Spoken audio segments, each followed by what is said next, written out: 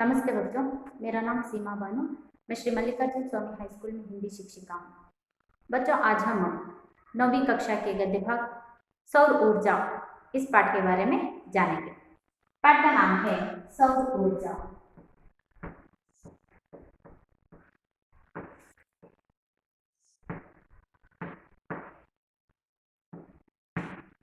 पाठ का नाम क्या है? सौर ऊर्जा। सौर ऊर्जा गद्य भाग एक संकलित भाग है।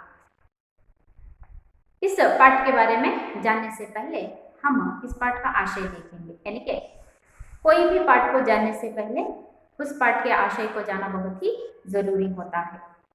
इस पाठ का आशय यह है कि आज के युग में नवीकरणीय योग्य ऊर्जा की अत्यंत आवश्यकता है। सौर ऊर्जा भी नवीकरणीय योग्य ऊर्जा है। इस पाठ के द्वारा ऊर्जा की महत्ता के बारे में जानकारी प्राप्त किया जा सकता है। आज के युग में यानी कि प्रस्तुत युग में नवीकरण योग्य यानी कि एक बार खत्म हो जाए तो उसको फिर से इस्तेमाल किया जा सकता हो, ऐसे ऊर्जाओं को नवीकरणीय ऊर्जा कहते हैं। इनसे नवीकरण योग्य ऊर्जा तो आज के समाज में यानी कि प्रस्तुत युग में अत्यंत आवश्यक है। हम लोग जानते ही हैं कि किस तरह हम लोग यहाँ पर ऊर्जा का इस्तेमाल कर रहे हैं। सौर ऊर्जा भी नवीकरणीय योग्य ऊर्जा है।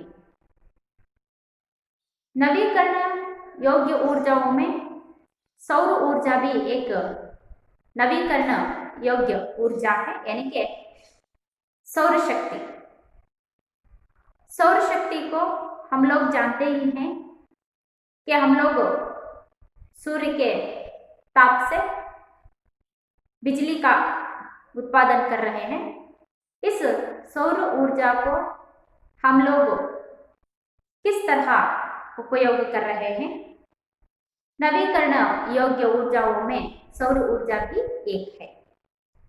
इस पाठ के द्वारा ऊर्जा की महत्ता के बारे में जानकारी प्राप्त किया जा सकता है। इतना ही नहीं, इस पाठ के द्वारा ऊर्जा की महत्ता के ऊर्जा का महत्व क्या है, प्रस्तुत युग में ऊर्जा का इस्तेमाल यानी कि उपयोग किस तरह किया जा रहा है, उसका महत्व क्या है, इसके बारे में हम लोग यहाँ पर जानकारी प्राप्त कर सकते हैं।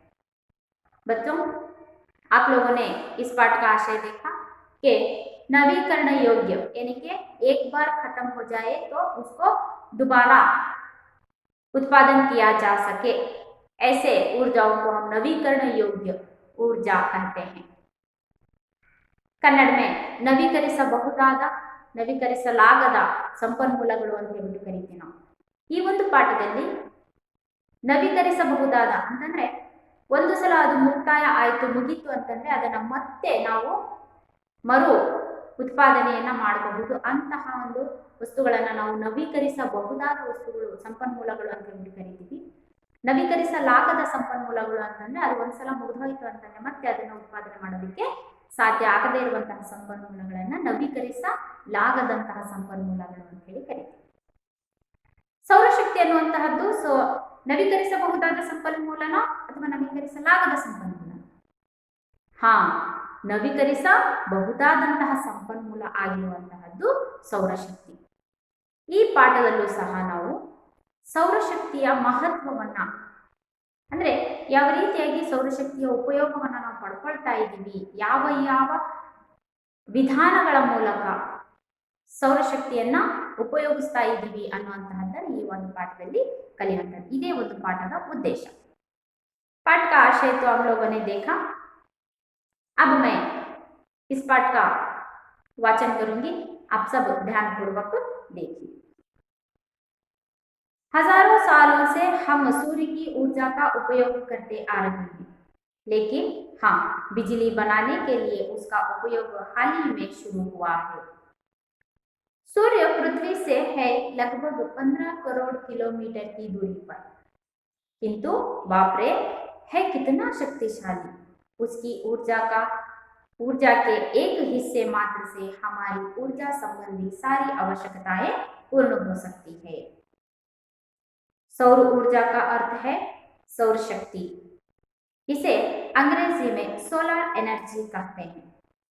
क्या खूब!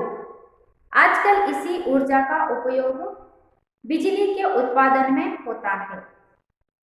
सूर्य से हमें ताप भी मिलता है, प्रकाश भी।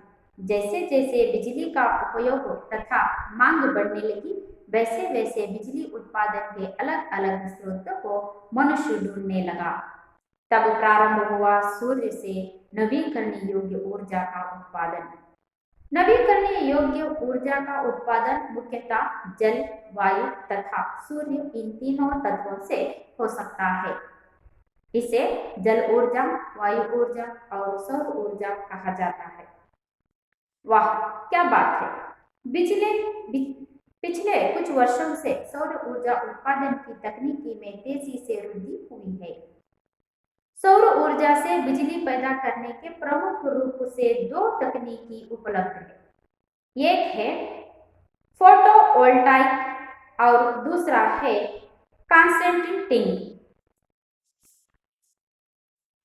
कंसंट्रेटिंग। जी हाँ, इन दोनों तकनीकों में सौर ऊर्जा को सीधे बिजली में बदला जा सकता है। सौर ऊर्जा का उपयोग कहाँ कहाँ होता है, आइए देखें। सौर ऊर्जा यह विद्युत ऊर्जा के बदले में उपयुक्त होती है। यह ऊर्जा सीधे सूर्य से प्राप्त होती है। क्या खूब! इससे घरों में बिजली मिलती है, पानी की गरमाया जा सकता है। सोलर कुकर खाना पाने के लिए ईंधन के बदले सौर ऊर्जा का उपयोग होता है। जी हाँ, सोलर कुकर को बाहर रखकर खाना पकाया जा सकता है। सौर लालटेन यह हल्का होता है।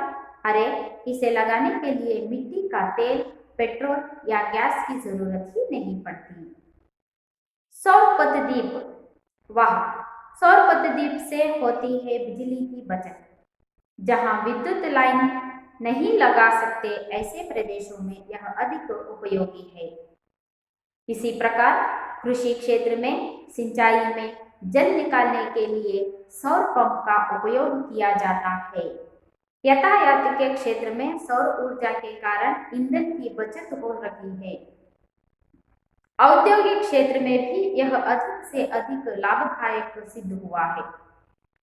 सौर ऊर्जा द्वारा पर्यावरण प्रदूषण को रोका जा सकता है। यह बिजली से ज्यादा सुरक्षित है। निस्संशय सौर ऊर्जा अत्यंत उपयोगी है। बच्चों, आप लोगों ने पाठ को ध्यान से सुना। अब हम पाठ की ओर चलने से पहले इस पाठ से संबंधित यानी कि इस पाठ के अंतर्गत आने वाले कुछ नए शब्दों के बारे में जानकर आगे बढ़ेंगे। तो इस पाठ के अंतर्गत आने वाले कुछ नए शब्दों में से पहला शब्द है ऊर्जा। ऊर्जा शब्द का अर्थ होता है संचलन की क्षमता देने वाली शक्ति। संचलन की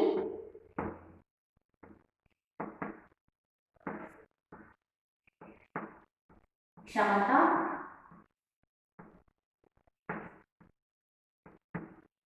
देने वाली शक्ति।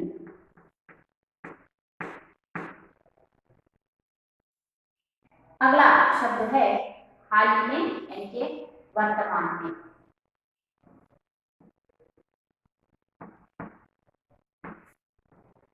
हाल ही में यानी कि वर्तमान में। हिस्सा, हिस्सा शब्द का अर्थ होता है अंश यानी कि भाग।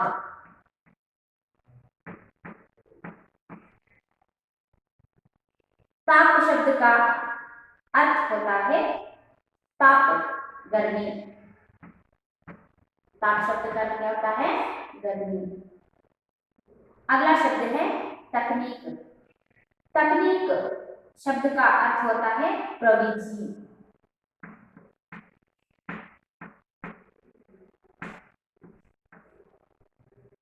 सिंचाई शब्द का अर्थ है सिंचाई यानी कि किसी जल स्रोत से खेत में जल पहुंचाना, किसी जल स्रोत से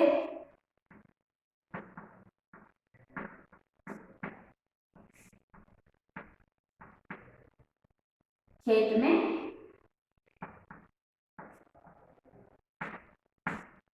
जल पहुंचाना।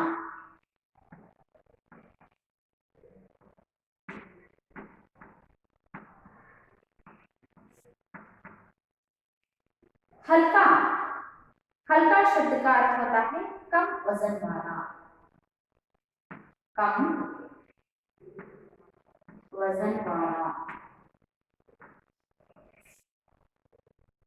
यातायात शब्द का अर्थ है आवागमन,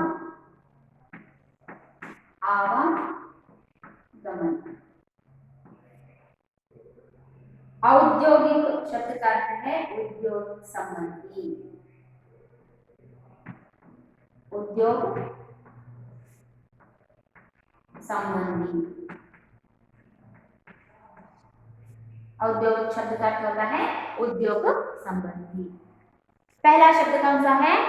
ऊर्जा। ऊर्जा शब्द का अर्थ होता है संचलन की क्षमता देने वाली शक्ति। ऊर्जा शब्द का अर्थ क्या होता है? संचलन देने वाली, क्षमता देने वाली शक्ति। हाल ही में शब्द का अर्थ होता है वर्तमान में। हिस्सा शब्द का अर्थ है अंश यानी के भाग। ताप शब्द का अर्थ है गर्मी। तकनीक शब्द का अर्थ होता है प्रविधि। सिंचाई यानी कि किसी जल स्रोत से खेत में जल पहुंचाना। हल्का, हल्का शब्द का अर्थ होता है कम वजन वाला। यातायात शब्द का अर्थ है आवागमन। औद्योगिक शब्द का अर्थ होता है उद्योग संबंधी। हम लोग यहाँ पर कुछ ही शब्दों के अर्थों को जाना। पाठ का विश्लेषण करते समय हम और भी नए शब्दों के बारे में जानेंगे। अब हम पाठ की ओर चलेंगे, पाठ का विश्लेषण देखेंगे। पाठ का आशय ही हमें यहाँ पर बताता है कि सौर ऊर्जा के बारे में, यानी कि सौर ऊर्जा को हम लोग किस तरह उपयोग कर रहे हैं, इसके बारे में हम लोग और भी जानकारी हासिल करेंगे। हजारों सालों से हम सूर्य की ऊर्जा का उपयोग करते आ रहे हैं, लेकिन हाँ, बिजली बनाने के लिए उसका उपयोग हाल ही में शुरू हुआ है। सूर्य पृथ्वी से है लगभग 15 करोड़ किलोमीटर की दूरी पर, किंतु बाप रे बाप है कितनी शक्तिशाली। उसकी ऊर्जा के एक हिस्से मात्र से हमारी ऊर्जा संबंधी सारी आवश्यकताएं पूर्ण हो सकती है। हजारों सालों से हम सूर्य की ऊर्जा का उपयोग करते आ रहे हैं। हजारों सालों से, बहुत ही वर्षों से हम लोग सूर्य के ऊर्जा का उपयोग करते आ रहे हैं। सूर्य से, ताप से बहुत ही उपयोग पाते आ रहे हैं, लेकिन हजारों वर्षों से हम लोग सूर्य का ताप को यानी कि सूर्य की ऊर्जा का उपयोग करते आ रहे हैं, लेकिन हाल ही में यानी कि वर्तमान में ही बिजली बनाने के लिए उसका उपयोग हाल ही में शुरू हुआ है। हजारों सालों से हम लोग सूर्य की ऊर्जा का इस्तेमाल करते आ रहे हैं, लेकिन वर्तमान में ही हम लोग सूर्य के बिजली से यानी कि बिजली बनाने के लिए सूर्य ऊर्जा का इस्तेमाल कर रहे हैं। हजारों सालों से हम लोग सूर्य ऊर्जा का इस्तेमाल कर रहे हैं, लेकिन हाल ही में यानी कि वर्तमान में ही बिजली बनाने का कार्य सूर्य से हाल ही में शुरू हुआ है। सूर्य पृथ्वी से लगभग 15 करोड़ किलोमीटर की दूरी पर है। सूर्य पृथ्वी से कितने किलोमीटर दूरी पर है? हाँ, 15 करोड़ किलोमीटर की दूरी पर है। सूर्य पृथ्वी से कितने करोड़ किलोमीटर दूरी पर है? 15 करोड़ किलोमीटर की दूरी पर है, किंतु इतने दूर रहने के बावजूद भी बाप रे है कितना शक्तिशाली। देखिए, सूर्य पृथ्वी से 15 करोड़ किलोमीटर की दूरी पर है। हम कहां पर हैं? पृथ्वी पर। पृथ्वी से सूर्य 15 करोड़ किलोमीटर की दूरी पर है, फिर भी सूर्य कितना शक्तिशाली है कि उसकी ऊर्जा के एक हिस्से मात्र से, उसकी एक हिस्से मात्र ऊर्जा से हमारी ऊर्जा संबंधी सारी आवश्यकताओं को पूर्ण कर सकते हैं। इतना शक्तिशाली होता है सूर्य। सूर्य हमारे से कितनी दूरी पर है? 15 करोड़ किलोमीटर की दूरी पर है। फिर भी इतनी दूर होने पर भी सूर्य के एक ऊर्जा संबंध से हमारी ऊर्जा संबंधी सारी आवश्यकताओं को हम पूर्ण कर सकते हैं।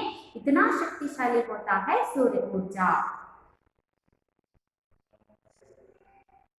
ಬಹಳಷ್ಟು ವರ್ಷಗಳಿಂದ ನಾವು सौरशक्तियನ್ನ ಬಳಕೆ ಮಾಡ್ಕೊಳ್ತಾ ಬರ್ತಾ ಇದ್ವಿ। हजारों सालों से हम लोग सूर्य ऊर्जा का उपयोग करते आ रहे हैं। ಬಹಳಷ್ಟು ವರ್ಷಗಳಿಂದ ನಾವು ಸೂರ್ಯನ ಒಂದು ಊರ್ಜವನ್ನ ಅಂತಂದ್ರೆ ಸೌರಶಕ್ತಿಯ ಬಳಕೆಯನ್ನು ಮಾಡ್ಕೊಳ್ತಾ ಇದ್ದೀವಿ। ಲೇಕಿನ್ ಆದರೆ ಹಾಲಿಮೆ ಈಗ ಪ್ರಸ್ತುತವಾಗಿ ವರ್ತಮಾನದಲ್ಲಿ ಇವತ್ತು ನಾವು ಏನ್ ಮಾಡ್ತಾ ಇದ್ದೀವಿ ಅಂತಂದ್ರೆ ಸೌರಶಕ್ತಿಯನ್ನ ವಿದ್ಯುತ್ ಶಕ್ತಿಯಾಗಿ ಪರಿವರ್ತನೆಯನ್ನ ಮಾಡ್ತಾ ಇರುವಂತಹದ್ದು ಈಗಿನಿಂದ ಮಾತ್ರ ನಾವು ಪ್ರಾರಂಭವನ್ನ ಮಾಡಿದ್ದೇವೆ। ಬಹಳಷ್ಟು ವರ್ಷಗಳಿಂದ ಸೌರಶಕ್ತಿಯನ್ನು ಬಳಕೆ ಮಾಡ್ಕೊಳ್ತಾ ಇದ್ದೀವಿ, ಆದ್ರೆ ಇದೇ ಸೌರಶಕ್ತಿಯನ್ನ ನಾವು ವಿದ್ಯುತ್ ಶಕ್ತಿಯನ್ನಾಗಿ ಬಳಕೆ ಮಾಡ್ಕೊಳ್ತಾ ಇರುವಂತಹದ್ದು ಪ್ರಸ್ತುತ ಯುಗದಿಂದ ಮಾತ್ರ ನಾವು ಪ್ರಾರಂಭವನ್ನು ಮಾಡಿದ್ದೀವಿ। सूर्य पृथ्वी से 15 करोड़ किलोमीटर की दूरी पर है। सूर्य ಪೃಥ್ವಿಯಿಂದ ಅಂದ್ರೆ ಭೂಮಿಯಿಂದ ಸುಮಾರು 15 ಕೋಟಿ ಕಿಲೋಮೀಟರ್ ದೂರದಲ್ಲಿದೆ। ಎಷ್ಟು ಕಿಲೋಮೀಟರ್? 15 ಕರೋಡನೆ ಕೋಟಿ, 15 ಕೋಟಿ ಕಿಲೋಮೀಟರ್ನಷ್ಟು ದೂರದಲ್ಲಿದೆ। ಯಾವುದು? ಸೂರ್ಯ ಎಲ್ಲಿಂದ? ಭೂಮಿಯಿಂದ। फिर भी ಆದರೂ ಇಷ್ಟು ದೂರದಲ್ಲಿದ್ರೂ 15 ಕೋಟಿ ಕಿಲೋಮೀಟರ್ ದೂರದಲ್ಲಿದ್ರೂ ಸಹ ಕಿतना ಶಕ್ತಿಶಾಲಿ ಇದೆ, ಎಷ್ಟು ಶಕ್ತಿಯುತವಾಗಿದೆ ಅಂತಂದ್ರೆ उसकी ऊर्जा के एक हिस्से मात्र से आ सौर शक्तिया ಒಂದು ಭಾಗದಿಂದ हमारी सारी ऊर्जा संबंधी आवश्यकताओं को पूर्ण कर सकते हैं। सौर ಶಕ್ತಿಗೆ ಸಂಬಂಧಪಟ್ಟಂತಹ ಎಲ್ಲ ಅವಶ್ಯಕತೆಗಳನ್ನು ನಾವು ಪೂರ್ಣ ಮಾಡ್ಕೋಬಹುದು। ಅಷ್ಟೊಂದು ಶಕ್ತಿಶಾಲಿಯಾದಂತಹದ್ದು, ಪವರ್ಫುಲ್ ಆಗಿರುವಂತಹದ್ದು ಸೌರಶಕ್ತಿ ಅಂತ ಹೇಳಿ। इतनी शक्तिशाली है सौर ऊर्जा। तो सौर ऊर्जा का अर्थ क्या होता है? सौर ऊर्जा का अर्थ है सूर्य शक्ति। सौर ऊर्जा का अर्थ क्या होता है? सूर्य शक्ति। इसे अंग्रेजी में सोलर एनर्जी कहते हैं। क्या खूब आजकल इसी ऊर्जा का उपयोग बिजली के उत्पादन में होता है। सूर्य से हमें ताप भी मिलता है, प्रकाश भी। जैसे जैसे बिजली का उपयोग तथा मांग बढ़ने लगी, वैसे वैसे बिजली उत्पादन के अलग अलग स्रोत को मनुष्य ढूंढने लगे। तब प्रारंभ हुआ सूर्य से नवीकरणीय योग्य ऊर्जा का उत्पादन। नवीकरणीय योग्य ऊर्जा का उत्पादन मुख्यतः जल, वायु तथा सूर्य इन तीनों तत्वों से हो सकता है। इसे जल ऊर्जा, वायु ऊर्जा और सौर ऊर्जा कहा जाता है। सूर्य सौर ऊर्जा का अर्थ क्या है? तो हम लोगों ने यहाँ पर बताया सौर ऊर्जा, सालों से हम लोग सौर ऊर्जा का इस्तेमाल कर रहे हैं। तो सौर ऊर्जा का अर्थ क्या है? सौर ऊर्जा का अर्थ होता है सूर्य शक्ति। सौर ऊर्जा का अर्थ क्या होता है? सूर्य शक्ति। सौर ऊर्जा इसका अर्थ है सूर्य शक्ति। सूर्य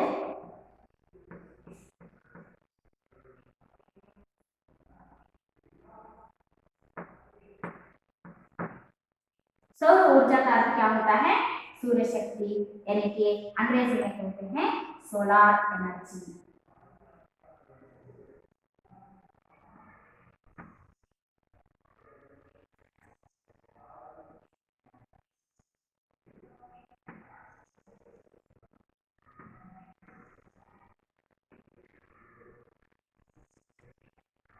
सौर ऊर्जा का अर्थ होता है सौर शक्ति यानी कि सोलर एनर्जी।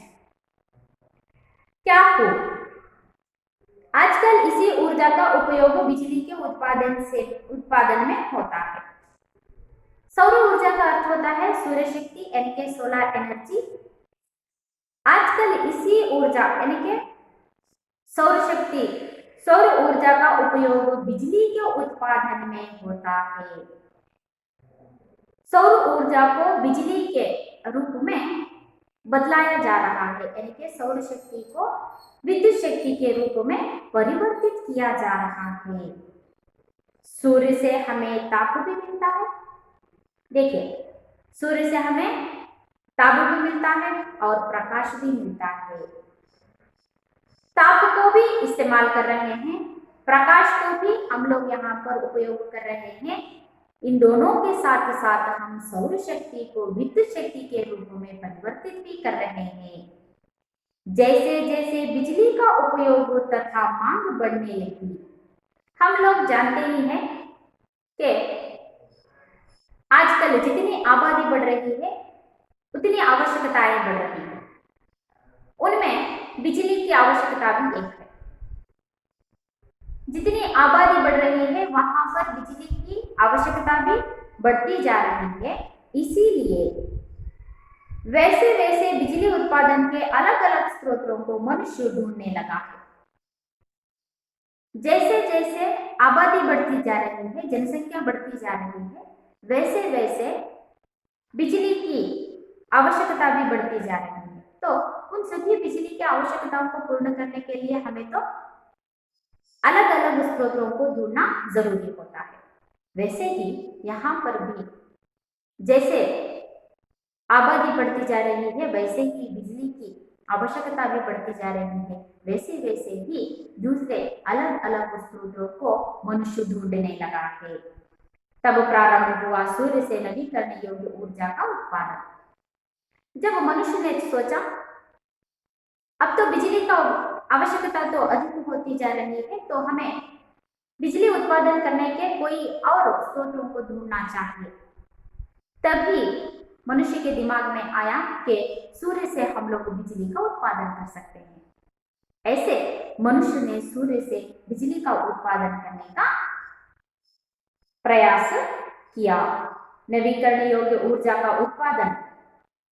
नवीकरण मैंने आपको पहले ही बताया कि नवीकरण यानी कि एक बार खत्म हो जाए तो उस संपन्नमूल को हम फिर से उत्पादन कर सकते हैं। ऐसे ऊर्जाओं को हम नवीकरण योग्य ऊर्जा कहते हैं। तो नवीकरण योग्य ऊर्जाओं के उत्पादन में मुख्यतः हम यहाँ पर 3 तत्वों को देख सकते हैं।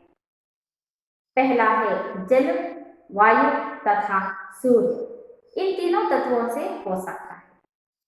सूर्य को भी हम नवीकरण कर सकते हैं, जल ऊर्जा को भी हम नवीकरण कर सकते हैं, वायु ऊर्जा को भी हम नवीकरण कर सकते हैं, सौर ऊर्जा को भी हम फिर से नवीकरण योग्य बना सकते हैं। इन नवीकरण तत्वों में हम लोग यहाँ पर 3 तत्वों को देखते हैं। इन्हें जल ऊर्जा, वायु ऊर्जा और सौर ऊर्जा कहा जाता है। इन 3 तत्वों को क्या कहते हैं हम? जल ऊर्जा,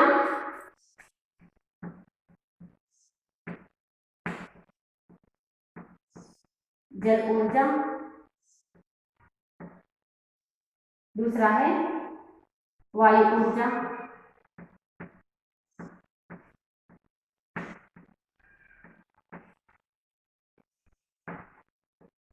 तीसरा सौर ऊर्जा।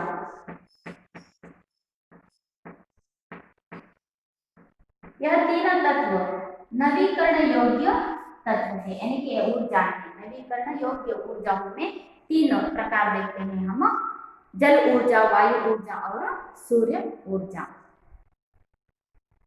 ಸೌರ ಊರ್ಜಾ ಅರ್ಥ ಹಾಗಾದ್ರೆ ಸೌರ ಊರ್ಜಾ ಅಂತಂದ್ರೆ ಏನಪ್ಪಾ ಅಂತಂದ್ರೆ ಸೌರಶಕ್ತಿ. ಸೌರ ಊರ್ಜಾ का अर्थ होता है ಸೌರಶಕ್ತಿ ಅಂತ ಹೇಳ್ಬಿಟ್ಟು ನಾವು ಕರಿತೀವಿ. ಇದನ್ನ ಇಂಗ್ಲಿಷ್ ನಲ್ಲಿ ನಾವು ಸೋಲಾರ್ ಎನರ್ಜಿ ಅಂತ ಹೇಳಿ ಸಹ ಕರಿತೀವಿ. ಈಗಿನ ಪ್ರಸ್ತುತ ಸಮಾಜದಲ್ಲಿ ಈ ಒಂದು ಸೌರ ಶಕ್ತಿಯನ್ನ ವಿದ್ಯುತ್ ಶಕ್ತಿಯಾಗಿ ಪರಿವರ್ತನೆಯನ್ನ ಮಾಡುವಂತಹ ಹೊಸ ಹೊಸ ಅನ್ವೇಷಣೆಗಳನ್ನ ನಾವು ಇಲ್ಲಿ ನೋಡ್ತಾ ಇದ್ದೀವಿ. ಯಾಕಪ್ಪ ಅಂತಂದ್ರೆ ಸೂರ್ಯನಿಂದ ನಾವು ತಾಪವನ್ನು ಪಡ್ಕೊಳ್ತೀವಿ, ಮತ್ತೆ ಬೆಳಕನ್ನು ಸಹ ನಾವು ಪಡ್ಕೊಳ್ತೀವಿ. ಇದಲ್ಲದೇನೆ ಮನುಷ್ಯ ಏನ್ ಮಾಡ್ತಾ ಇದ್ದಾನೆ ಅಂತಂದ್ರೆ, ಜನಸಂಖ್ಯೆ ಹೆಚ್ಚಾದಂತೆ ವಿದ್ಯುತ್ತಿನ ಒಂದು ಅವಶ್ಯಕತೆಯೂ ಸಹ ಹೆಚ್ಚಾಗ್ತಾ ಇದೆ, ಬೇಡಿಕೆಯೂ ಸಹ ಹೆಚ್ಚಾಗ್ತಾ ಇದೆ. ಅದನ್ನ ವಿದ್ಯುತ್ತಿನ ಅವಶ್ಯಕತೆಗಳನ್ನ ಪೂರೈಸಿಕೊಳ್ಳೋದಕ್ಕೆ ಮನುಷ್ಯ ಏನೆಲ್ಲ ಪ್ರಯೋಗಗಳನ್ನ ಮಾಡ್ತಾ ಇದ್ದಾನೆ. ಅಂತೆಯೇ ಸೂರ್ಯನಿಂದಲೂ ಸಹ ವಿದ್ಯುತ್ ಶಕ್ತಿಯನ್ನು ಪರಿವರ್ತನೆಯನ್ನು ಮಾಡುವಂತಹ ಹೊಸ ಅನ್ವೇಷಣೆಗಳನ್ನು ಸಹ ಅವನು ಕಂಡುಕೊಂಡ. ಯಾಕೆ ಅಂತಂದ್ರೆ ಜನಸಂಖ್ಯೆ ಹೆಚ್ಚಾಗ್ತಿರೋದ್ರಿಂದ ವಿದ್ಯುತ್ ಶಕ್ತಿಯ ಬಳಕೆ ಹೆಚ್ಚಾಗ್ತಾ ಇರೋದ್ರಿಂದ ಅವನೇನ್ ಮಾಡ್ದ ಅಂತಂದ್ರೆ ಈ ಒಂದು ಸೂರ್ಯನಿಂದ ವಿದ್ಯುತ್ತನ್ನ ಉತ್ಪಾದನೆ ಮಾಡುವಂತಹದ್ದನ್ನು ಕಂಡು. ಈ ಸೌರಶಕ್ತಿ ಅನ್ನುವಂತಹದ್ದು ನವೀಕರಿಸಬಹುದಾದಂತಹ ಸಂಪನ್ಮೂಲ ಆಗಿರುವಂತಹ. ಇದನ್ನ ಒಂದು ಸಲ ಅದು ಬರಿದಾಯಿತು ಅಂತಂದ್ರೆ ಅದನ್ನ ಮತ್ತೆ ನಾವು ಪುನಃ ಉತ್ಪಾದನೆಯನ್ನ ಮಾಡಬಹುದು. ಹಾಗಾಗಿ ಸೌರಶಕ್ತಿ ಒಂದು ನವೀಕರಿಸಬಹುದಾದಂತಹ ಸಂಪನ್ಮೂಲ. ಹಾಗೆಯೇ ಪ್ರಕೃತಿಯಲ್ಲಿ ನವೀಕರಿಸಬಹುದಾದಂತಹ ಸಂಪನ್ಮೂಲಗಳಲ್ಲಿ ಇನ್ನೆರಡು ಸಂಪನ್ಮೂಲಗಳನ್ನ ನಾವು ನೋಡ್ತೇವೆ.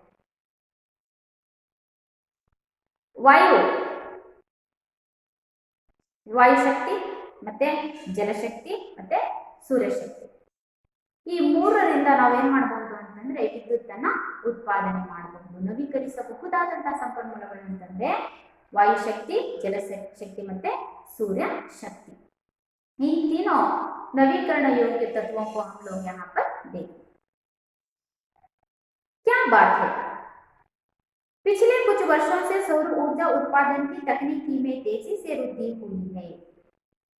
जब मनुष्य ने देखा कि आबादी तो बढ़ती जा रही है, बिजली की उत्पादन भी बढ़ाना ही आवश्यक हो गया, क्योंकि जनसंख्या में बिजली का इस्तेमाल करना बहुत ही आवश्यक हो गया. सौर ऊर्जा के उत्पादन में बहुत सी तकनीकियां यहाँ पर देखने को मिलेंगे. यहाँ पर सौर ऊर्जा से बिजली पैदा करने में प्रमुख रूप से दो तकनीकों को उपलब्ध है. जिस तरह मनुष्य बिजली का उत्पादन करने यानी कि बिजली की आवश्यकताएं बढ़ती गई, वैसे ही मनुष्य ने सूर्य से विद्युत यानी कि बिजली उत्पादन करने का प्रयोग प्रारंभ किया. बस इतना ही नहीं, मनुष्य ने इस सौर ऊर्जा उत्पादन की तकनीकी में तेजी से वृद्धि होने लगी, उसमें सफलता हासिल करने लगा.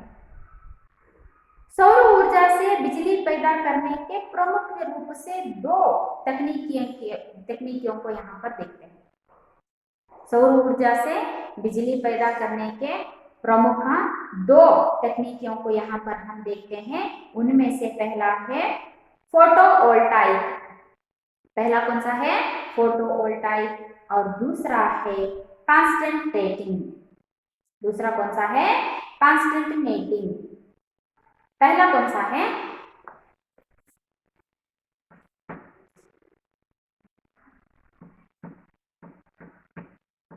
फोटोवोल्टाइक.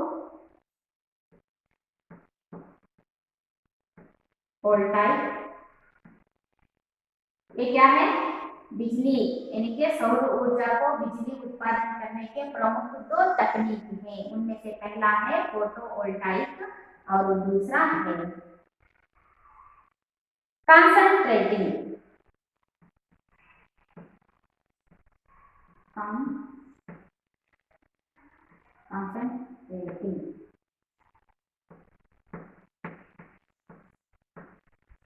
यह दो टेक्निक है.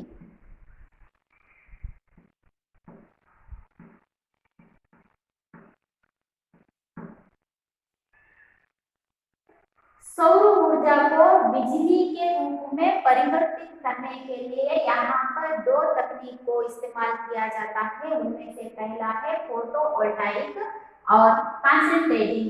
इन दोनों तकनीकियों से सौर ऊर्जा को बिजली के रूप में ಪರಿವರ್ತಿತ किया जा सकता है. ಮನುಷ್ಯನ ಅವಶ್ಯಕತೆಗಳು ಹೆಚ್ಚಾದಂತೆಲ್ಲ ಸೌರಶಕ್ತಿಯನ್ನ ವಿದ್ಯುತ್ ಶಕ್ತಿಯಾಗಿ ಪರಿವರ್ತನೆಯನ್ನ ಮಾಡೋದಕ್ಕೆ ಮನುಷ್ಯ ಶುರು ಮಾಡ್ತಾನೆ. ಸೌರಶಕ್ತಿಯನ್ನ ವಿದ್ಯುತ್ ಶಕ್ತಿಯನ್ನಾಗಿ ಪರಿವರ್ತನೆ ಮಾಡೋದಕ್ಕೆ ಎರಡು ಟೆಕ್ನಿಕ್ಗಳನ್ನ ಇಲ್ಲಿ ಉಪಯೋಗಿಸಲಾಗುತ್ತೆ. ಅದರಲ್ಲಿ ಮೊದಲನೇದೇನಪ್ಪಾ ಅಂತಂದ್ರೆ ಫೋಟೋ ವೋಲ್ಟಾಯಿಕ್ ಮತ್ತೆ ಎರಡನೇದು ಕಾನ್ಸಂಟ್ರೇಟಿವ್ ಅನ್ನುವಂತಹ ಎರಡು ಟೆಕ್ನಿಕ್ಗಳ ಮೂಲಕ ಸೌರಶಕ್ತಿಯನ್ನ ವಿದ್ಯುತ್ ಶಕ್ತಿಯನ್ನಾಗಿ ಪರಿವರ್ತನೆಯನ್ನ ಮಾಡಲಾಗ್ತಾ ಇದೆ. जी हाँ, इन दोनों तकनीकों में सौर ऊर्जा को सीधे बिजली में बदला जा सकता है। हाँ, जो भी मैंने यहाँ पर दो तकनीकों को बताया, उन दोनों तकनीकियों से सौर ऊर्जा को सीधे बिजली के रूप में परिवर्तित किया जा सकता है। किसकी सहायता से? इन दोनों तकनीकियों की सहायता से सौर ऊर्जा को सीधे बिजली के रूप में परिवर्तित किया जा सकता है. ಈ ಒಂದು ಎರಡು ಟೆಕ್ನಿಕ್ಗಳ ಮುಖಾಂತರವಾಗಿ ಸೌರಶಕ್ತಿಯನ್ನ ವಿದ್ಯುತ್ ಶಕ್ತಿಯಾಗಿ ನೇರವಾಗಿ ವಿದ್ಯುತ್ ಶಕ್ತಿಯನ್ನಾಗಿ ಪರಿವರ್ತನೆಯನ್ನ ಮಾಡಬಹುದು. ಯಾವುದರಿಂದ? ಈ ಎರಡು ಟೆಕ್ನಿಕ್ಗಳನ್ನು ಉಪಯೋಗಿಸೋದ್ರಿಂದ. तो सौर ऊर्जा का उपयोग कहाँ कहाँ होता है, आइए देखिए. तो हम लोगों ने यहाँ पर देखा सौर ऊर्जा किस तरह सौर ऊर्जा को बिजली के रूप में इस्तेमाल किया जा रहा है.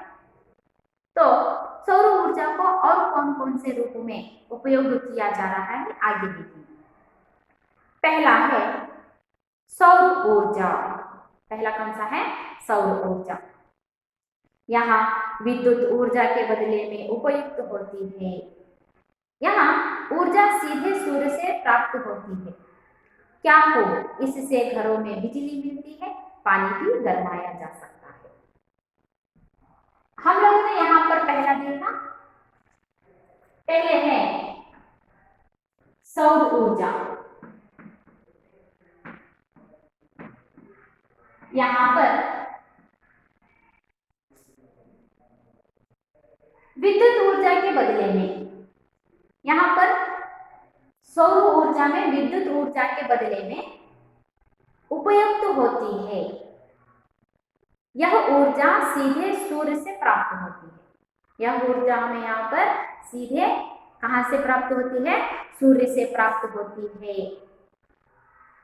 क्या खूब इससे घरों में बिजली मिलती है. हम लोग यहाँ पर देखते हैं कि सूर्य के ताप से, सूर्य का ताप से सीधे हम लोग यहाँ पर बिजली पाते हैं, घरों में बिजली पाते हैं.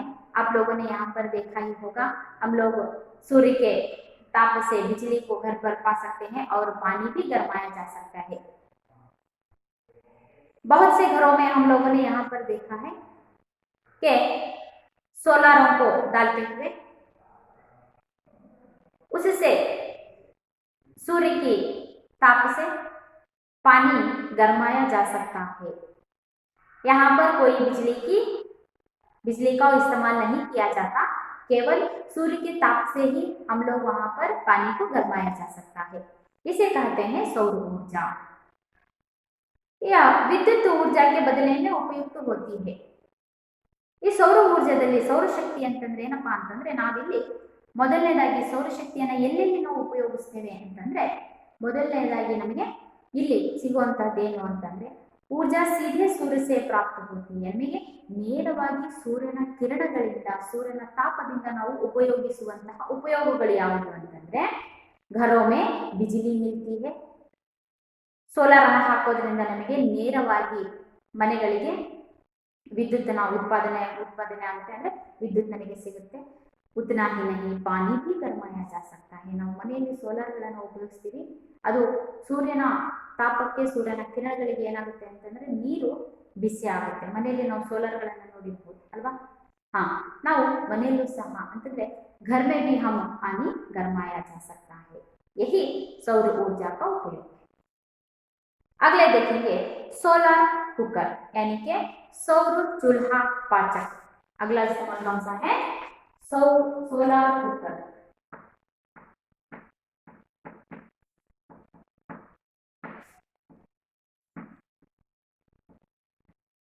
इसे और एक नाम से भी कहते हैं, यानी कि सौर चूल्हा पाचक. सौर चूल्हा पाचक ಎರಡನೇದನ್ನ सोलर कुकर अथवा सोलर चूल्हा पाचक। यहाँ पर दूसरा है सोलर कुकर। हम लोगों ने सोलर कुकर का नाम तो सुना ही है। खाना पकाने के लिए ईंधन के बदले में सौर ऊर्जा का उपयोग होता है। जी हाँ, सोलर कुकर को बाहर रखकर खाना पकाया जा सकता है।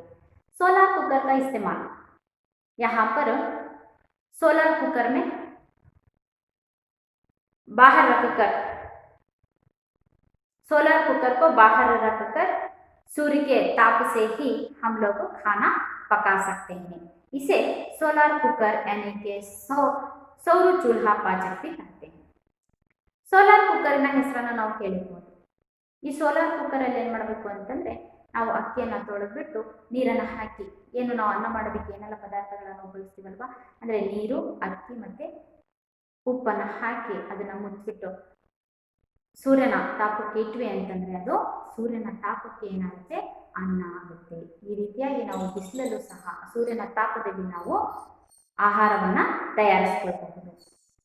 सोलर कुकर में हम लोग यहाँ पर कोई ईंधन का उपयोग नहीं किया जाता, कोई ईंधन का इस्तेमाल यहाँ पर नहीं होता। बदले में सूर्य के ताप से ही हम लोग सोलर कुकर की सहायता से बाहर रखकर हम खाना पका सकते हैं। अगला है सौर लालटेन। अगला उपयोग कौन सा है? सौर लालटेन। यह हल्का होता है। सौर लालटेन तो देखने में बहुत ही हल्का होता है, यानी कि वजनदार नहीं होता। हल्का यानी शब्द का अर्थ होता है कम वजन वाला, बहुत ही कम वजन वाला होता है। क्या? सौर लालटेन। अरे इसे जलाने के लिए मिट्टी का तेल, पेट्रोल या गैस की जरूरत ही नहीं पड़ती। हम लोग पहले हमारे घरों में एक लालटेन रहती थी, उनमें हम लोग मिट्टी का तेल डालकर उस लालटेन को जलाते थे। लेकिन यह सौर लालटेन को कोई मिट्टी का तेल, पेट्रोल या गैस की जरूरत नहीं है। यह लालटेन तो केवल सूर्य के ताप से ही जलाया जा सकता है। यह हल्का होता है। यह लालटेन कैसा होता है? बहुत ही हल्का होता है, यानी कि कम वजन वाला होता है। तीसरा उपयोग कौन सा है? सौर लालटेन। तीसरा उपयोग है सौर लालटेन, यानी कि यह बहुत ही हल्का होता है। इसे कोई मिट्टी के तेल, पेट्रोल या गैस की आवश्यकता जरूरत नहीं होती। अगला है सौर पतदीप। अगला कौन सा है? सौर पतदीप। सौर पतदीप से होती है बिजली की बचत। सौर पतदीप से बिजली की बचत होती है। कन्नड़ में बीदी दीपಗಳು ಅಂತ ಹೇಳ್ತೀವಿ ನಾವು, ಬೀದಿ ಲೈಟ್ ಅಂತ ಹೇಳಿ। ಇಲ್ಲಿ ಆ ಸೋಲಾರ್ನ ಮುಖಾಂತರವಾಗಿ ನಾವು ಬೀದಿ ದೀಪಗಳನ್ನು ಹಾಕಿದ್ವಿ ಅಂತಂದ್ರೆ, ಎಲ್ಲಿ ನಾವು ಈ ಒಂದು ಸೋಲಾರ್ ಬೀದಿ ದೀಪಗಳನ್ನು ಹಾಕ್ತೇವೆ ಅಂತಂದ್ರೆ ಜಹಾ ವಿದ್ಯುತ್ ಲೈನ್ ನಹಿ ಲಗಾ ಸಕ್ತೆ, ಎಲ್ಲಿ ನಾವು ವಿದ್ಯುತ್ತಿನ ಕಂಬಗಳನ್ನ ಹಾಕೋದಿಕ್ಕೆ ಸಾಧ್ಯ ಆಗೋದಿಲ್ವೋ ಅಂತಹ ಜಾಗದಲ್ಲಿ ನಾವೇನ್ ಮಾಡ್ತೀವಿ, ಈ ಸೋಲಾರ್ ಬೀದಿ ದೀಪಗಳನ್ನ ಹಾಕಲಾಗುತ್ತೆ। ऐसे प्रदेशों में यह अधिक उपयोगी है। ಇಂತಹ ಸ್ಥಳಗಳಲ್ಲಿ ಅಂತಂದ್ರೆ ಎಲ್ಲಿ ವಿದ್ಯುತ್ತಿನ ಕಂಬಗಳನ್ನ, ವಿದ್ಯುತ್ತಿನ ಲೈನ್ಗಳನ್ನ ಹಾಕೋದಿಕ್ಕೆ ಬರೋದಿಲ್ವೋ ಅಂತಹ ಜಾಗಗಳಲ್ಲಿ ನಾವು ಸೌರ ಅಂತಂದ್ರೆ ಸೂರ್ಯ ಪಥದೀಪಗಳನ್ನ ನಾವಿಲ್ಲಿ ಬಳಸ್ತೇವೆ, ಅಂತಂದ್ರೆ ಬೀದಿ ದೀಪಗಳನ್ನ ನಾವಿಲ್ಲಿ ಹಾಕ್ತೇವೆ। ಸೌರ ಪಥದೀಪ ಅಂತಂದ್ರೆ सूर्य बीदी दीपಗಳು ಅಂತ ಹೇಳಿ। यहाँ पर सौर पथदीप जहाँ पर बिजली का इस्तेमाल नहीं किया जाता, वैसे जगहों पर, उन स्थानों पर सौर पथदीप का इस्तेमाल किया जाता है। इससे बिजली की बचत होती है। बहुत से बिजली की बचत यहाँ पर होती है। अगला है सौर पथदीप।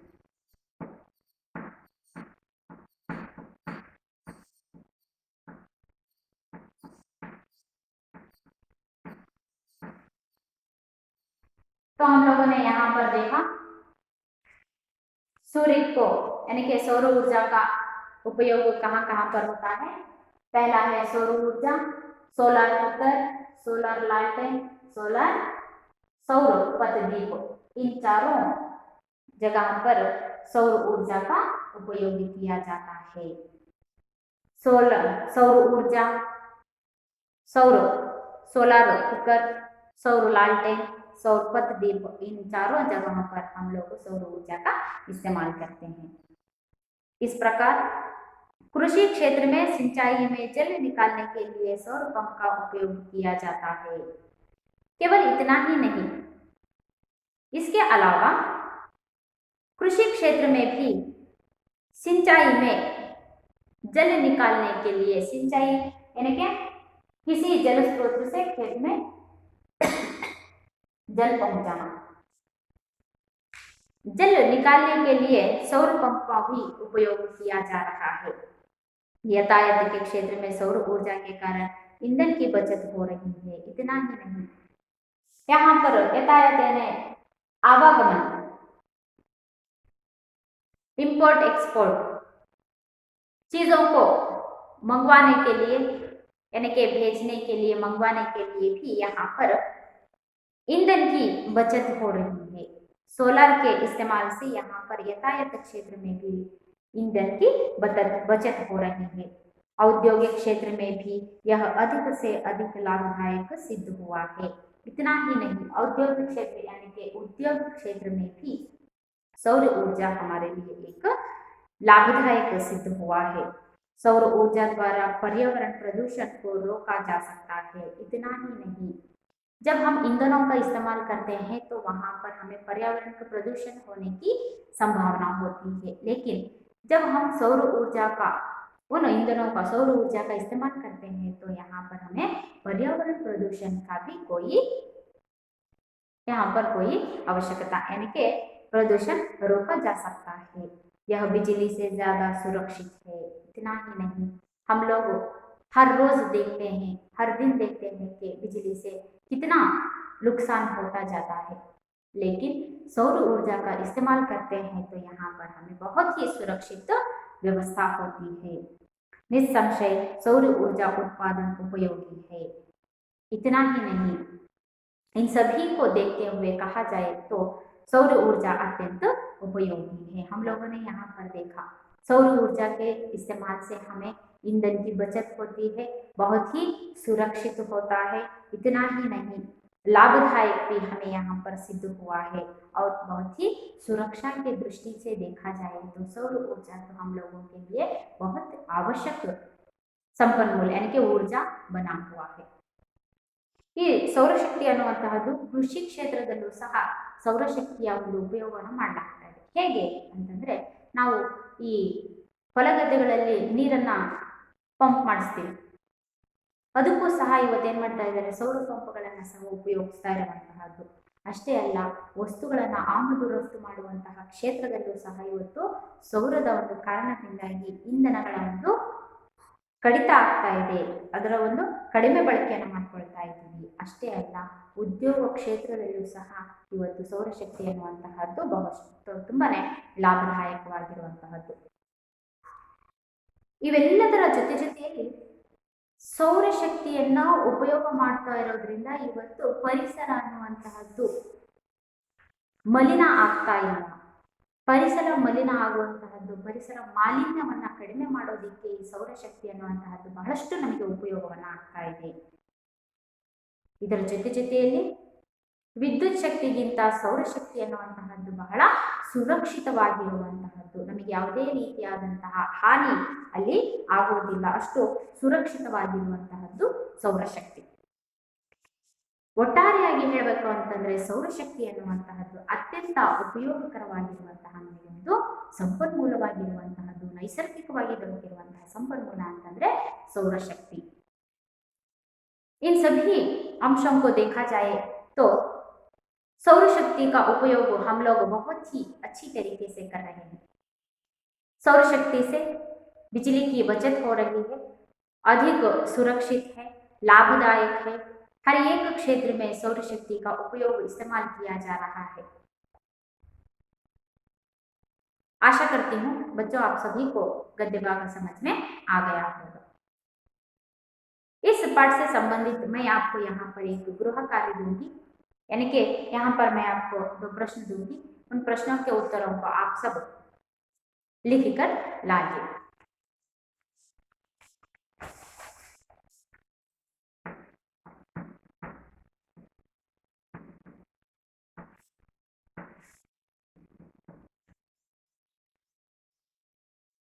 सूर्य से हमें क्या क्या मिलता है? सूर्य से हमें क्या क्या मिलता है?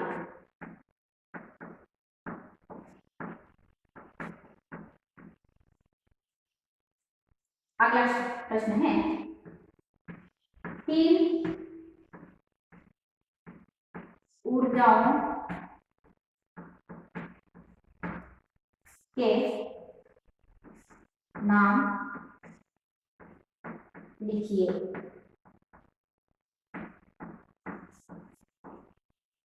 बच्चों, मैंने आपको यहाँ पर 2 प्रश्न दिए हैं। उनमें पहला है सूर्य से हमें क्या क्या मिलता है, और दूसरा प्रश्न है 3 ऊर्जाओं के नाम लिखिए। जो भी प्रश्नों को मैंने यहाँ पर दिया है वह 2 प्रश्न के उत्तर आज के किए हुए पाठ से संबंधित हैं।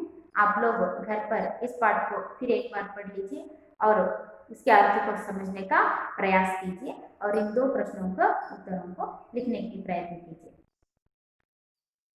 इस पाठ से संबंधित और भी प्रश्नोत्तरों को हम अगली कक्षा में चर्चा करेंगे। आशा करती हूँ आप सभी को गद्य भाग समझ में आ गया होगा।